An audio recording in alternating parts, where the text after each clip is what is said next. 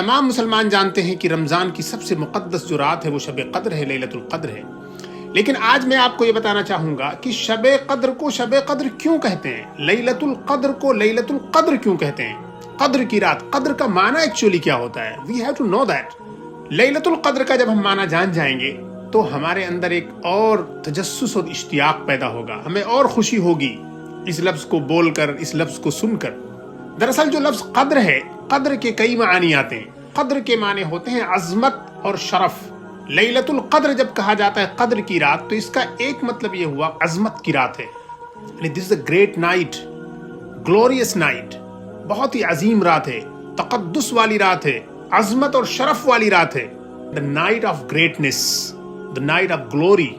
دوسرا جو ریزن ہے شب قدر کو یا لیلۃ القدر کو لیلۃ القدر کہنے کا، وہ یہ ہے کہ قدر کے معنی ایک ہوتے ہیں کسی چیز کو تنگ کر دینا، نیرو کر دینا، مختصر کر دینا، چھوٹا کر دینا۔ تنگی کی رات کیا چیز ہے جو تنگی ہوتی ہے؟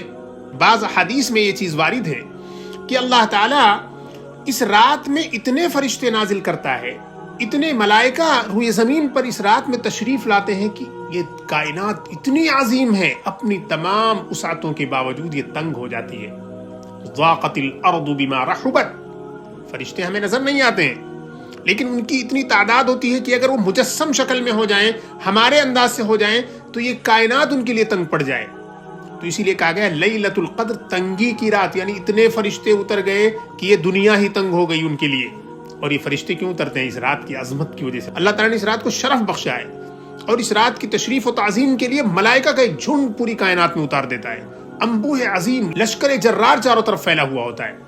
ایک تیسرا سبب جس کی وجہ سے اس رات کو اللہ تعالیٰ نے بڑی عظمت عطا کی ہے، وہ یہ ہے کہ اس رات میں اللہ تعالیٰ پورے سال تک کے بندے کے تمام امور کو طے فرما دیتے ہیں۔ فیہا یفرق کل امر حکیم، یعنی ایک بندہ پورے سال میں کیا کیا کرے گا، یعنی اس کی پوری تقدیر ایک سال کی سیٹ کر دی جاتی ہے۔ یفرق کل امر حکیم، قدر کے معنی ہوتے ہیں سیٹ کرنے کے، ڈٹرمائن کرنا، فکس کرنا کسی چیز کو۔